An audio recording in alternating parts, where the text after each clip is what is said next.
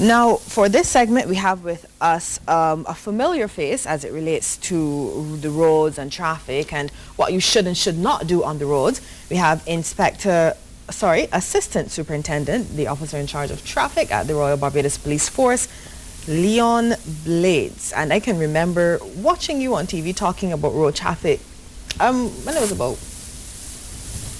year tall. For so many years, you've been an advocate for safety on the roads, Assistant Superintendent Blades. Have we still not got to that point where people are recognizing the need to be extra safe on the roads? Firstly, thank you. Good morning for all persons in Barbados, especially the staff here at CBC.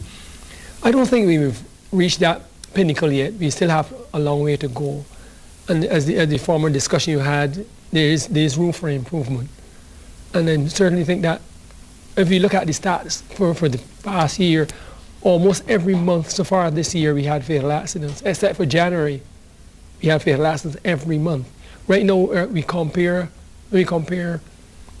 this year and last year with the corresponding period, we're up on fatal accidents. Really? People are losing their lives. What exactly are the numbers looking like? The numbers are looking like 19 accidents this year in comparison to 17 for last year. Wow. And those are fatals? And these are fatal accidents. Oh. That has nothing to do with the other accidents. But they are up also. But we are concerned, so we lead a drive to educate Barbadians more on how best to use the roads. ASP Blades, when we crunch those numbers, what are they really telling us? Are they telling us that young people are major contributing factors? Are they telling us that alcohol are contributing factors? Or are they telling us it's just dangerous or careless driving? What? It's a combination of all of those. We don't have the ability to technically look at those persons who are driving, and we're hoping that the Minister of Public Works promised us that will be coming sometime soon. However, when we look closely at the statistics, we look at the persons between the ages of 20 and 39 are those persons who are more often involved in accidents. They're the younger drivers. A moment ago, we spoke about the teen drivers. The teen drivers are some concern. But as you rightly mentioned, we need to start with it inside the schools. We have to educate persons within the school. Then the driving instructors themselves, they need to have a part to play. And there are plans afoot to have the approved driver instructors code, where the driving instructor himself is trained at such a level to enhance the better training for drivers. I wanted to put that question into a moment ago to our previous guest about who trains the trainers. I mean, how are they regulated? I know there are a lot of driving instructors around Barbados, and what is the criteria for the position? But with that in mind, you and I go back. I don't want to date us. You can. But we did a program on television, probably about 20 years ago, called "So You Think You Know How to Drive." It was an educational program. We have been trying to educate Barbadian drivers for centuries. Don't you think, like I almost said pissing in the wind, like you're wasting your time? I think it has to be a consistent effort. It's a consistent effort. Because the target group that we had then when we did the program, So You Think You Know How to Drive, those are the adults now, like you and I. But the younger people, they are deficient. They are not getting that exposure. And as a result, there's need for keep constant re-evaluation and education. Good job educating Barbadians. You know, it's ironic we're talking about education and we don't even realize that every morning Sergeant Johnson and his colleagues in the traffic department at the Royal Barbados Police Force are actually providing not just information but education about how we should drive on the roads of Barbados. And ASP Blades, is there some way that we're gonna collate all this information and put it in a fashion that we could dispense it more comprehensively? I know that you're starting a series every Friday. You're going to be joining the team here in Morning Barbados. How is that program going to come together, and what are some of the issues you're going to be focusing on? Okay, we're grateful for the opportunity because we want to look at the use of roundabouts. We know we have problems at the roundabouts. When I look at my statistics recently, only yesterday I saw that the Clyde Walker roundabout, this is in Warrens, the Everton Weeks roundabout, and I believe that we need to be familiar with them, and also the JTC Ramsey roundabout. Those are the three major roundabouts people are causing accidents. Drivers are causing accidents at. So as a result, we need to focus on how best to use the roundabouts. The Darcy Scott roundabout just below my vicinity of the Shell Warrens, that is also a concern, because although the road lines are clearly marked, drivers still use it indiscriminately and cause accidents, or the risk of accidents. Okay, ASP Blades, we just want to take a break. We have a caller on the line. John, you have a comment to make? Good morning. Good morning, ma'am. Good morning to everybody there. To the inspector, sir, in Canada, there's a 6-hour course of defensive driving that's fixed into your license. Before you could get your license, you have to do a 6-hour course. Why don't we do something like that here in Barbados? Thank you, sir.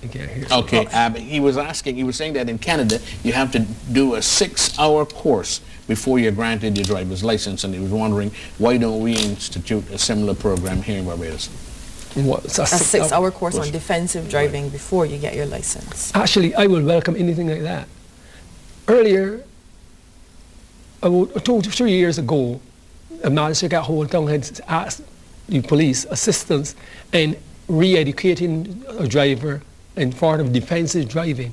And we welcome that opportunity from the police, because we take credit in doing that because we know what we see on the road. And we know that we need to enhance that driver performance. You see, what has happened is that studies have shown that during the driver training, few accidents occur because the driver is under instruction. He follows closely the instructions because he wants to be safe, he wants to be successful. But it's only when after he gets the license, that's where the problem occurs. Well, have you given any consideration to a specific set of rules or training or criteria for the obtaining a public service vehicle license? Well, the ministry, they're trying to raise the standards also. Those persons having a limit age at which you can get a public service vehicle license. All of that is part of the plans of the amendments to the Road Traffic Act and regulations, which is being engaged in the attention of Parliament right now. Because we're planning to raise that standard so that a person at, say, 19 or so cannot get a public service vehicle license. They have to be a driver with a certain amount of years experience. And we need to know the amount of years experience as a driver. Because what has happened, even let's say look at the qualification for a driving instructor. The law says for 3 years. At 3 years, that's all you bring to the table. Just driving for 3 years? Yes, driving for 3 years. And you can become an instructor? And you can be an instructor for that particular class of vehicle. So the approved driving instructors code have to raise the standard. So we are seeking to raise the standard. So part of the program that we are trying to unfold is that in the ministry, you have other parties coming in to join us, the police, to try to educate the public. We're looking at the new highway code. That is part of the thrust that we are looking at. We want to educate people on how to use what the highway code contains. We're looking at late night driving, which causes a lot of accidents. We look at the speeding on the highway, which is a critical component in all of the accidents. ASP Blades, I think we have Julian on the phone, and he has a question for you. Good morning, Julian. Good morning. How are you doing? Marvelous, marvelous. How are you? I'm not doing too bad, thanks. I called to ask ask a question about breathalyzer testing when it comes to driving among the young people. What does the government, have planned and implemented to do this kind of thing, or what? Thank you, Julian. Good question. He just wants to find out what's the status of the breathalyzer in Barbados. Well, we are waiting on the cabinet to meet to discuss that matter. The Minister of Public Works promised that it will come in soon. So we have to wait the officialdom. We have to wait that. Okay. What form would that breathalyzer take, though? I mean, how would that work? What is the proposal for the breathalyzer? I can't speak to the specifics of how it will work, but what I've seen in UK is that the police will stop you on the roadside, you stop and you have to blow into a tube, and they show that the blood alcohol level would be determined by the similar things, the red, amber, and green as in the stoplights. That would reflect, whether you're over the limit. But part of the program that we are looking to do on Friday at CBC is looking at having a call-in segment where the public can call in and ask questions, and use of Facebook to send questions so that we can respond to. There are over a 12-week period, I think it's a 12-week period we're looking at, and we're hoping that during that period that we had to focus critically on road safety, because earlier this year in March, the Decade of Road Safety was launched by the World UN. And the UN, we're looking to focus on road safety between 2011 and 2020.